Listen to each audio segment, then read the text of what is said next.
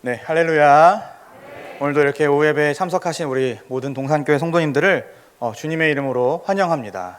오늘 이렇게 오후 예배 지치는 시간인데도 하나님의 말씀을 사모하는 그 마음을 하나님께서 또한 기쁘게 여기시리라 믿습니다.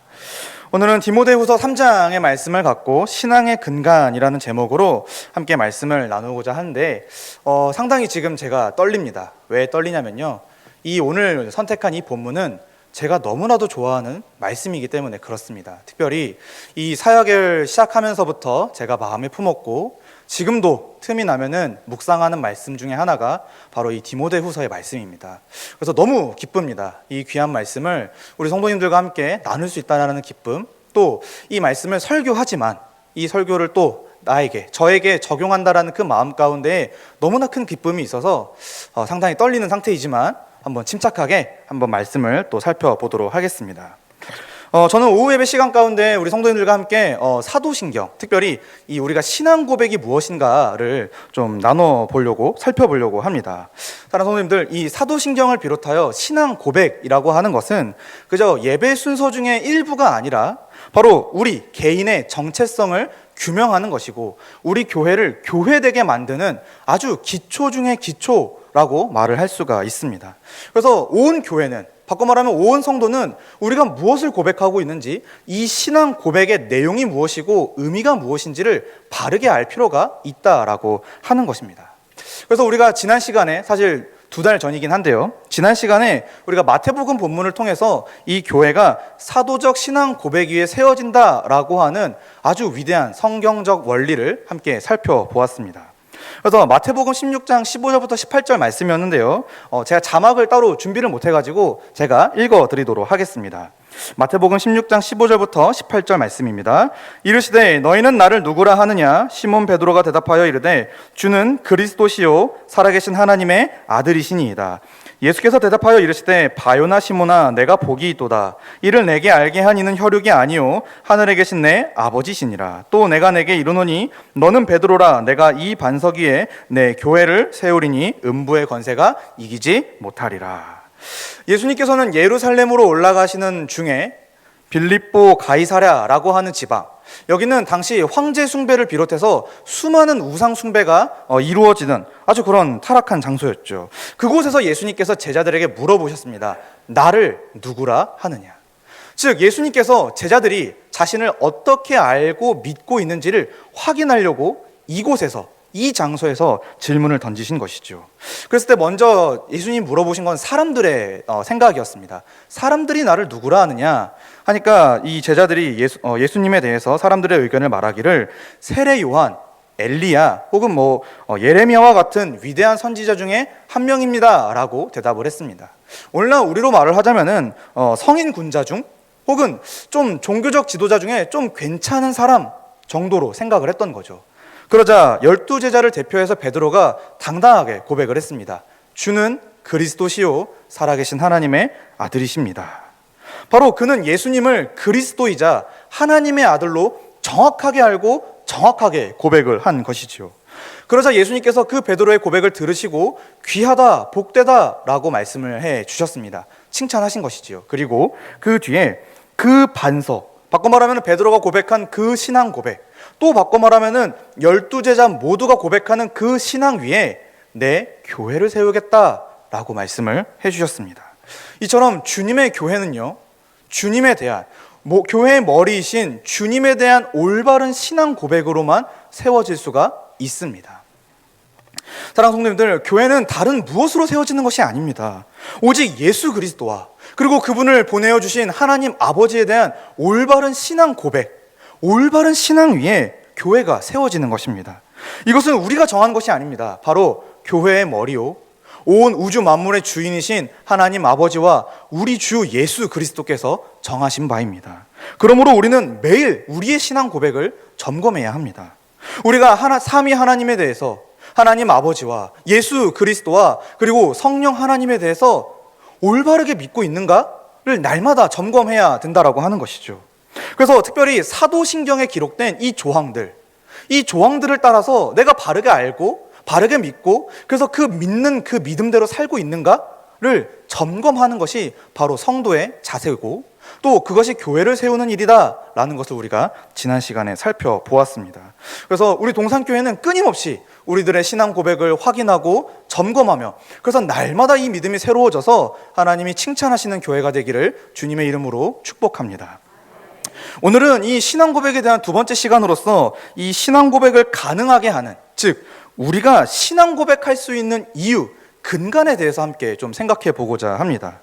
예수님께서 마태복음 말씀에서 베드로를 칭찬하실 때 아주 중요한 부분을 지적해 주셨습니다. 그것은 바로 그의 신앙 고백이 바로 혈육이 아닌 하늘에 계신 내 아버지로부터 나온 것이다 라고 하는 것이죠. 이 말인즉슨 겉으로는 베드로가 예수님을 고백한 것처럼 보이지만 실제로는 하나님께서 허락하신 은혜가 있기 때문에 베드로가 예수님을 알고 고백했다라고 하는 것입니다. 이런 측면에서 우리의 신앙은요, 하나님이 알려주지 않는 이상, 하나님이 허락하지 않으시면은 할 수가 없는 것입니다. 하나님이 알게 하셨고, 하나님이 믿게 하셨고, 하나님이 고백하게 하셨기 때문에 오늘 우리가 사도신경을 비롯하여 모든 신앙 고백, 기도와 예배와 찬송을 할 수가 있는 것이지요. 그렇기 때문에 우리의 신앙은 언제나 하나님을 의존해야 합니다. 하나님이 아니면은 우리는 신앙을 가질 수가 없고 또 고백할 수가 없습니다. 그래서 오늘 말씀을 갖고 이 부분, 과연 하나님이 그렇다면은 우리를 어떻게 신앙을 갖게 하시는가? 우리가 도대체 하나님을 의존하여, 하나님을 의지하여 신앙을 고백한다라는 것은 무엇으로 가능한 것인가? 이 부분에 대해서 함께 좀 살펴보고자 합니다. 그래서 오늘 본문을 갖고 좀 살펴보려고 하는데, 오늘 본문은 사도 바울이 자신이 사랑하는 정말 아들과도 같은 디모데에게 쓴 편지입니다. 마지막 편지이지요. 그래서 이 디모데 후서를 비롯하여 디모데 전서와 디도서는요, 사도 바울의 목회 서신에 해당이 됩니다. 보편적으로 이 목회 서신은 사도 바울이 쓴 편지 중에 마지막 편지들로 받아들여집니다. 그래서 로마 투옥 기간에 죽기 직전에 기록한 편지들이 이 서신들이지요. 그 중에서 우리가 읽은 이 디모데 후서는 전체 주자가 이 고난에도 불구하고 복음 안에서 인내하라입니다.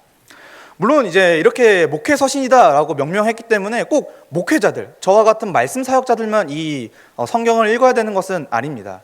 사실 디모데에게 이 편지를 쓰면서도 디모데를 비롯하여 디모데가 담임하게 될 그 온 교회가 함께 이 편지를 읽고 하나님의 뜻에 순종하기를 원하는 마음에서 편지를 썼기 때문에 그렇습니다. 그래서 오늘 우리도 이 목회서신 디모데후서를 비롯하여 모든 성경을 그저 목회자만 읽는 성경이구나 라고 받아들일 것이 아니라 오늘 나에게 주시는, 오늘 우리에게 주시는 하나님의 말씀이고 하나님의 가르침이구나 라고 받아들일 필요가 있는 것이지요. 그 중에서 우리는 3장을 살펴보고 있습니다. 디모데후서 3장에는요, 이 사도 바울이 말세, 곧 고통하는 때에 관하여 좀 가르침을 기록을 했습니다. 흔히 우리가 말세라고 표현을 하면은 시간의 끝, 그러다 보니까 현재 나와 현재 우리와는 전혀 상관이 없는 어느 한 시점 정도로만 생각하는 경향이 있습니다. 그래서 되게 멀리 느껴지는 것이지요. 그런데 성경은 종종 이 말세라고 하는 때를 가리켜서 지금 우리가 살아가고 있는 이 시대로 많이 표현을 합니다. 즉 예수님의 초림, 예수님이 처음 오신 그 시점부터 예수님이 다시 오시기 전까지 지금 우리가 살아가고 있는 이 시대가 바로 말세인 거고 종말의 때인 것입니다. 그래서 사도 바울이 여기서 말세가 이러하다, 고통하는 때이다 라고 말하는 것은 전부 우리가 살아가는 지금 이 시대의 어떤 모습들이라고 생각을 하시면 됩니다. 근데 여기서 특이한 것은 바울은 그 시기를 가리켜서 고통하는 때다라고 1절에 기록을 했다라고 하는 것입니다. 그렇다면 우리가 살아가고 있는 이 시대는 왜 고통의 때일까요?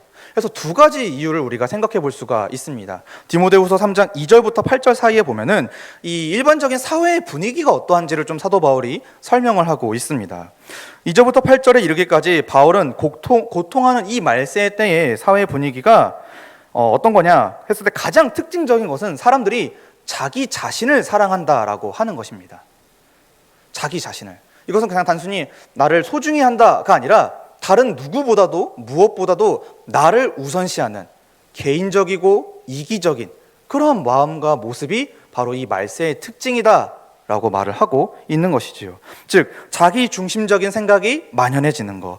그래서 더는 다른 사람을 사랑하지도 않고 배려하지도 않고, 그래서 그들을 위해 살아가지도 않는 그 아주 딱딱하고 건조한 아주 차가운 그런 것이 바로 이 고통의 때의 모습이다라고 기록을 한 것입니다. 심지어 이 모습은 그저 일반적인 사회에서만 나타나는 것이 아니라 지금 사도 바울은 교회 공동체 안에서도 이런 모습이 나타날 수 있음을 염두에 두고 쓰고 있습니다. 즉 우리 교회들 안에서도 다른 사람을 사랑하는 이 모습들이 적게 등장하는 것이 바로 이 말세의 특징이라고 하는 것이지요. 두 번째로 이 말세 왜 고통하는 때인가 했을 때 두 번째로 신자들이 고난을 겪기 때문에 그렇습니다. 사랑하는 성도님들, 사회는요 날이 갈수록 더욱 악해질 것입니다. 이것은 제 생각이 아니고 성경의 증언입니다. 더 악해질 것입니다. 그런 상황에서 신자들은 필연적으로 고난을 겪을 수밖에 없지요. 그래서 10절 이하에 보시면 바울은 자신이 이 믿음 때문에, 예수 그리스도에 대한 믿음 때문에 박해와 고난받았다라고 기록을 하고 있습니다.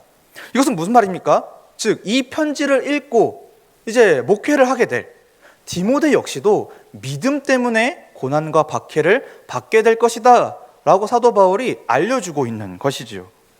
그러나 이것은 이상한 일은 아닙니다. 왜냐하면 예수님께서도 이 일에 대해서 미리 말씀을 하셨기 때문입니다. 마태복음 24장 9절 말씀에 그때의 사람들이 너희를 환난에 넘겨주겠으며 너희를 죽이리니 너희가 내 이름 때문에 모든 민족에게 미움을 받으리라. 그래서 신자들이 고통을 당하는 것, 고난을 당하는 것은 사실 매우 당연한 일인 것이지요. 그래서 우리가 경건하게 살면 살수록, 우리가 믿음 가운데 살아가려고 노력하면 노력할수록, 그 믿음에 붙들리면 붙들릴수록 더 고난을 받는 것이 바로 이 신자들의 삶인 것입니다. 그게 바로 말세인 것이죠. 오늘 우리가 살아가는 시대와 크게 다르지가 않습니다. 그래서 바울은 이러한 시대의 흐름, 이러한 시대의 모습들을 거론을 하면서 이제 그 속에서 살아갈 디모데를 권면하기 시작합니다. 그것이 바로 오늘 말씀 14절의 말씀입니다. 그러나 너는, 사랑하는 성도님들, 이 표현 그러나 너는, 이 표현은 상당히 강력한 겁니다. 왜 강력한 것이냐면요, 바울은 의도적으로 너는 이라고 그 디모데를 직접 가리켰기 때문에 그렇습니다. 사실 이 성경이 쓰여진 언어 헬라어는 굳이 이렇게 너라고 하는 지칭 대명사, 누군가를 가리키는 표현을 쓸 필요가 없습니다. 왜냐하면 이미 그 동사 안에, 서술어 안에 다 포함이 되어 있거든요. 근데 굳이 너는, 그러나 너는 이렇게 강조를 한 것입니다. 이것을 좀 문맥적으로 이 본문 안에서 좀 이해를 해본다면 이렇게 해석을 해볼 수가 있습니다. 많은 사람이 자기를 사랑하고 경건하게 살고자 하는 성도들을 더욱 그래서 핍박할 텐데, 고난을 받을 텐데, 그러나 너는 내가 권면하는 바를 따라 배우고 확신한 일에 거하라. 즉, 이 어그러지고 거스르는, 하나님을 더욱더 적극적으로 거부해 나아가는, 대적해 나아가는 이 시대와 시간 속에서 하나님의 말씀을 의지하며 따라가 살라라고 지금 바울이 아주 강하게 권면하고 있는 것입니다. 사랑하는 성도님들, 이 시대와 세상은요, 그리고 믿지 않는 사람들은 더욱더 우리를 박해할 것입니다. 고난을 우리는 당할 것입니다. 그러나 그 고난과 박해는 눈에 보이는 것이 될 수도 있고요, 또 눈에 보이지 않는 것일 수도 있습니다. 어떤 것일지 모르나 우리가 고난을 받아 더 힘들어질 것은 성경의 증언입니다. 그래서 우리의 믿음을 강하게 흔들 것입니다. 그래서 굳이 하나님을 이렇게까지 힘들게 믿어야 될까? 이렇게까지 십자가의 길을 걸어가야 된다고? 이렇게까지 나를 내려놓고 살아가야 된다라고? 라고 하면서 하나님으로부터 점점 우리를 돌이키게 만드는 것이죠. 이것이 바로 성경에서 말하는 우리의 현실입니다. 그랬을 때 삼위 하나님께서 이 사도 바울을 통하여 우리에게 권면하시는 바, 우리에게 가르치시는 바가 무엇이냐면은 그러나 너는 이렇게 가르치고 계신 것입니다. 바꿔 말하면은 시대가 이러하고 또 세상이 저러하며 사람들이 그렇다고 할지라도 그러나 너는, 좀 우리를 대입해 볼까요? 그러나 동산교회만큼은, 또 우리 각자를 대입해 볼까요? 그러나 이훈 너만큼은 이렇게 살아라 라고 하나님이 사도 바울을 통해 권면하고 계신 것입니다. 그래서 이 바울의 권면을 사랑하는 성도님들, 그저 멀리 떨어졌던 그 디모데에게 하는 권면이 아니라 오늘 우리에게, 우리 각자, 그리고 우리 동산교회에 주시는 하나님의 말씀으로 받아들이기를 원합니다. 그래서 여러분만큼은, 저와 여러분만큼은 하나님의 말씀에 순종하기를 원합니다. 그랬을 때 배우고 확신한 일에 거하라 라고 사도 바울이 권면을 했지요. 그렇다면 이 말, 배우고 확신한 일에 거하라, 거한다 라는 말은 무엇일까요? 우선 이 짧은 말을, 이 짧은 문장을 좀 이제 풀어서 분석을 해보자면은 앞에 두 단어가 있습니다. 배우고 확신하다. 이 두 단어가 있는데 이것은 이제 과거형을 취합니다. 즉, 과거에 배운 것이 있고 그래서 그 배운 그것을 확신했다 라고 얘기를 하는 것이지요. 반면에 거하다, 거하라 라고 하는 말은 현재형으로서 과거에 배웠던 바를, 그래서 확신했던 바를 지금까지 계속해서 유지한다 라고 하는 의미가 됩니다. 정리를 해보자면은 바울은 디모데가 어렸을 적부터 배워왔던 그것, 확신했던 그것을 끝까지 유지하며 머물기를 지금 여기서 권면하고 있는 것입니다. 그러나 너는, 사랑하는 성도님들, 우리는 모두 과거 어느 한 시점에 신앙을 갖게 되었습니다. 혹시 기억이 나십니까? 예수님을 믿게 된 그 순간을. 왜냐하면 우리가 그 순간엔 진리를 배웠고 그래서 성령의 역사하심으로 말미암아 배웠던 바를 확신했기 때문에 오늘까지도 우리가 신앙을 갖고 살아갑니다. 그랬을 때 오늘 우리에게 요구되는 자세는 거하다라고 하는 자세입니다. 즉, 과거에 배웠고 그래서 배웠던 바를 확신했던 그것 바로 삼위 하나님의 놀랍고 위대한 구원의 역사, 구원의 경륜, 구원의 진리에 대한 그 신앙을 끝까지 지켜내는 것, 이것이 바로 그러나 너는 배우고 확신한 일에 거하라 라고 하는 말씀의 의미인 것입니다. 사랑하는 성도들, 지금 배우고 확신한 일에 거하고 계셔야 합니다. 그렇기 때문에 우리 자신을 좀 돌아볼 필요가 있죠. 나는 진리를 얼마나 잘 배웠는가? 혹은 지금도 잘 배우고 있는가? 또 배웠던 진리들에 대해서 정말 그렇구나, 이것이 나를 살게 하는 진리구나라고 확신하고 있는가?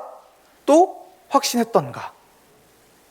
또 진리를 확신했을 때의 그 기쁨, 그 진리에 대한 첫사랑, 그것을 내가 정말 잘 간직하고 있나?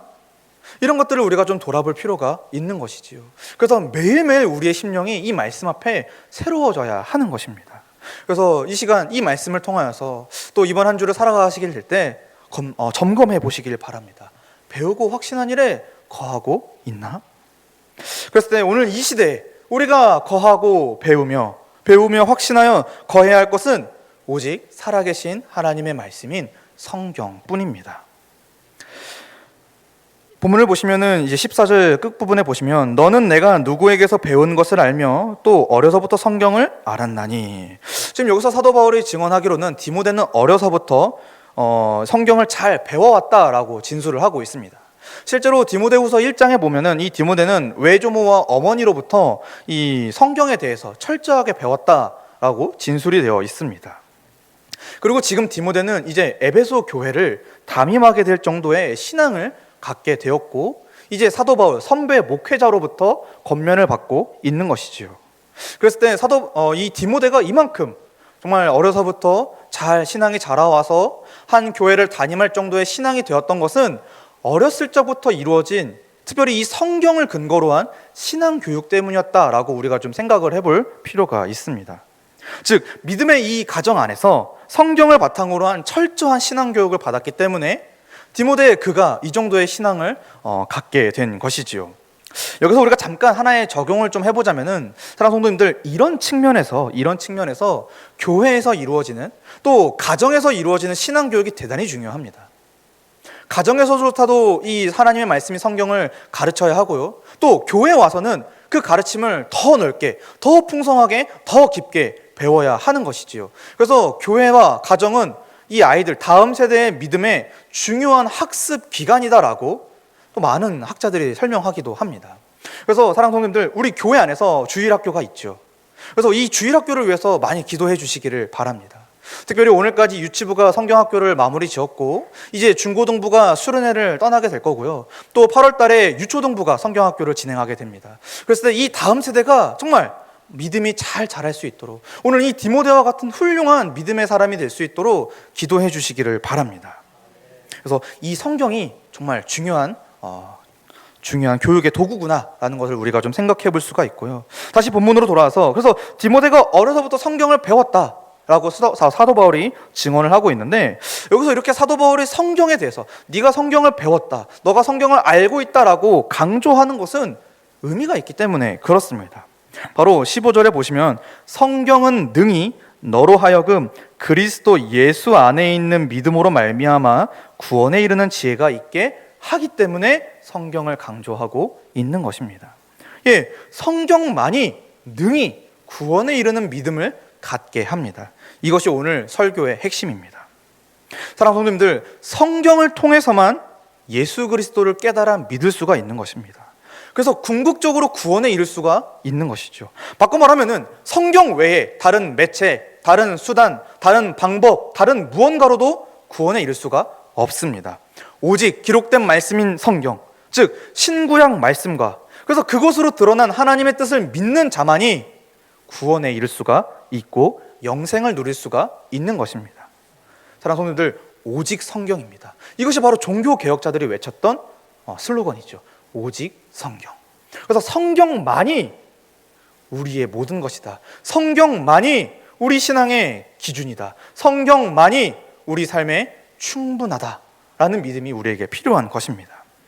그렇다면 이제 그 성경에 대해서 좀 생각해 볼 필요가 있겠죠. 그래서 크게 세 가지 질문을 갖고 이 성경에 대한 얘기를 좀 해보려고 합니다. 첫 번째 질문입니다. 그렇다면 과연 성경을 통해 구원, 곧 영생에 이를 수 있을까요? 바꿔 말하면 과연 성경만이 우리의 구원에 효력이 있습니까? 믿을만 한가요?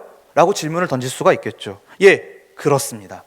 왜냐하면 이 성경은 하나님께서 우리의 구원을 위해, 우리의 영생과 복락과 영원한 안식을 위해 특별히 허락하신, 지금 현존하고 있는 유일한 구원 계시이기 때문에 그렇습니다. 여기서 주목해야 될 표현은 특별히 허락하셨고 현존하는 유일하다라고 하는 표현들입니다. 성경 외에는 없습니다.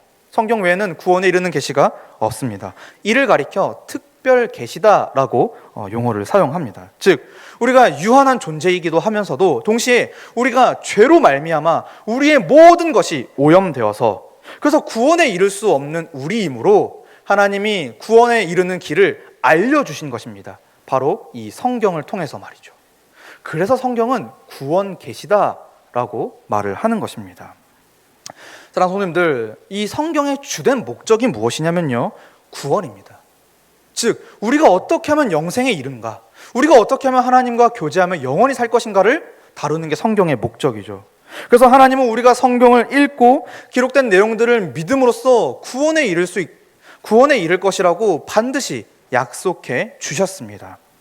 그래서 왜냐하면 우리 중에 누구도 스스로 우리의 구원을 이룰 자가 없기 때문이죠.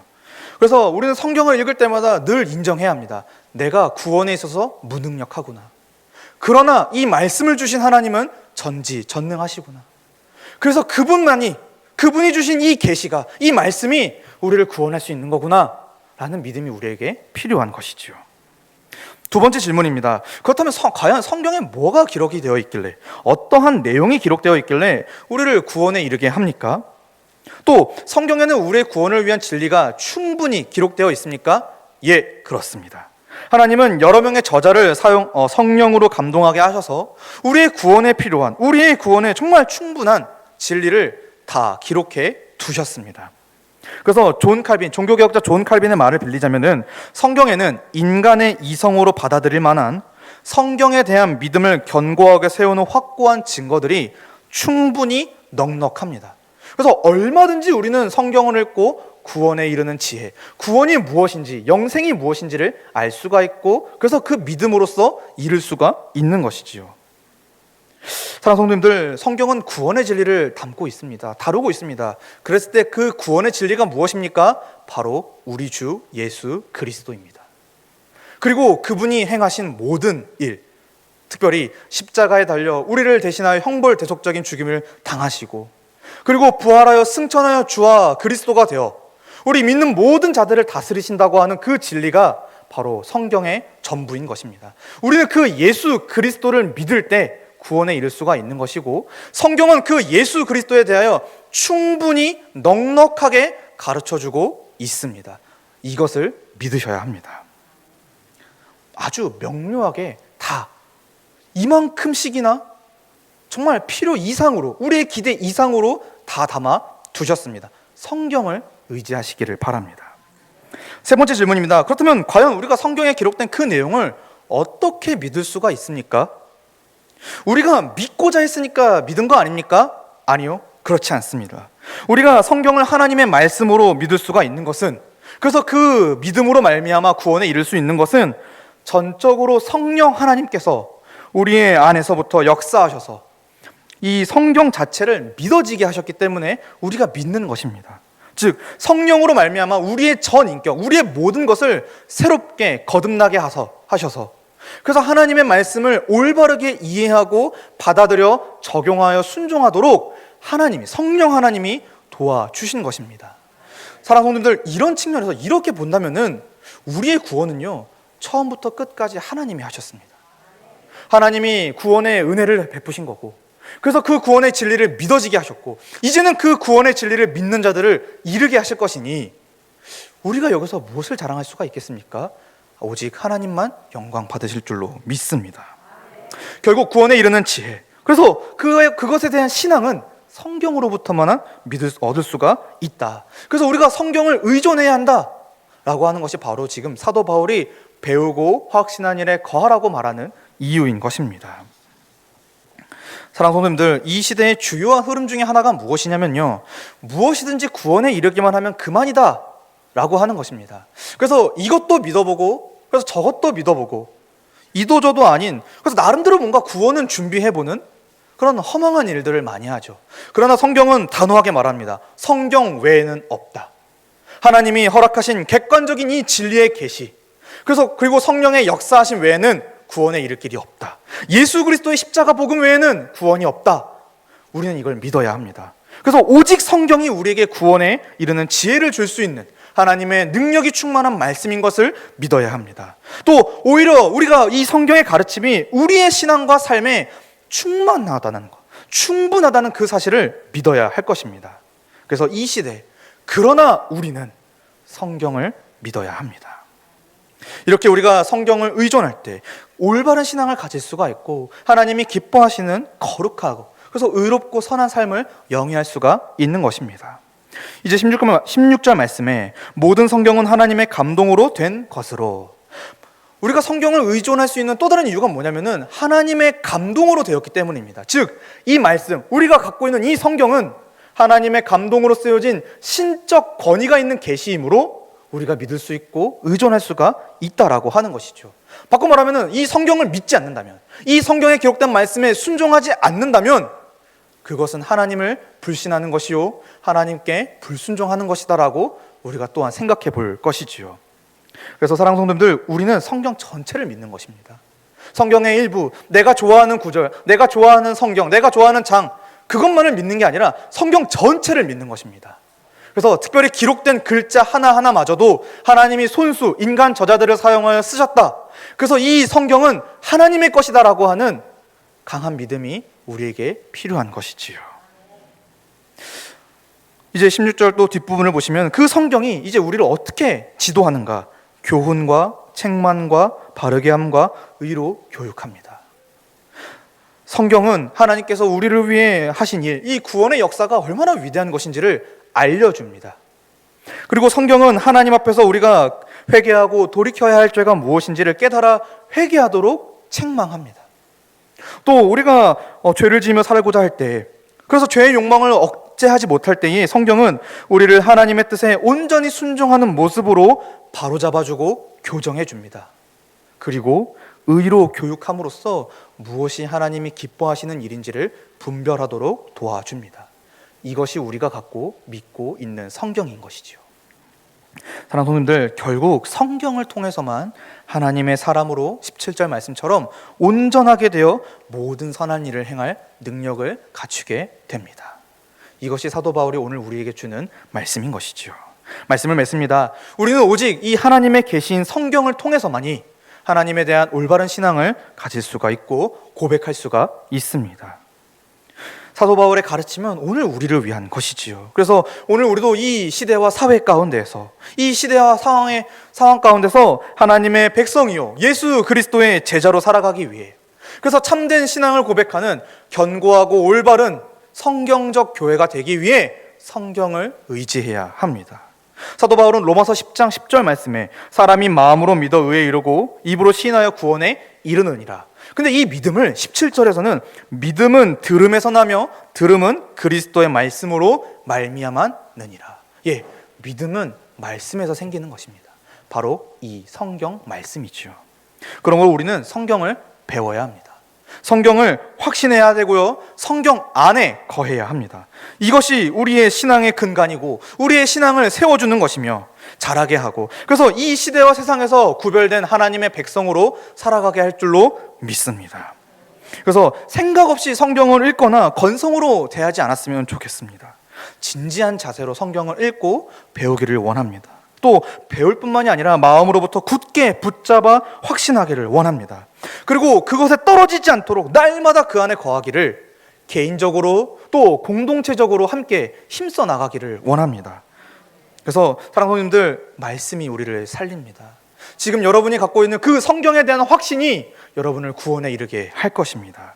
그러나 여러분은 오늘 말씀을 생각하시면서, 물론 이 말씀, 이런 겉면들은 좀 지겨운 것일 수도 있습니다. 그러나 우리가 여러 번 들을 때마다 이 성경에 대한 우리의 마음과 인식이 새로워져서, 그래서 성경을 통해 올바른 신앙을 갖고 이 혼잡한 이 시대 가운데서 또 세상 가운데서 하나님의 사람으로 온전하게 살아나가는 저와 우리 모든 성도님들 되기를 주님의 이름으로 간절히 축복합니다. 기도하겠습니다. 하나님 아버지, 감사합니다. 오늘도 우리에게 귀한 말씀을 주셔서 감사합니다. 특별히 하나님이 우리에게 특별히 허락하신 이 성경이 얼마나 우리의 구원에 능력이 있고 지혜가 있는지를 살펴보았습니다. 우리가 날마다 이 성경을 의존하며 하나님의 말씀을 따라 구원에 이르기까지 하나님 힘써 하나님을 사랑하고 또 이웃을 사랑해 나아갈 수 있도록 함께하여 주시옵소서. 감사드리며 예수님의 이름으로 기도합니다. 아멘.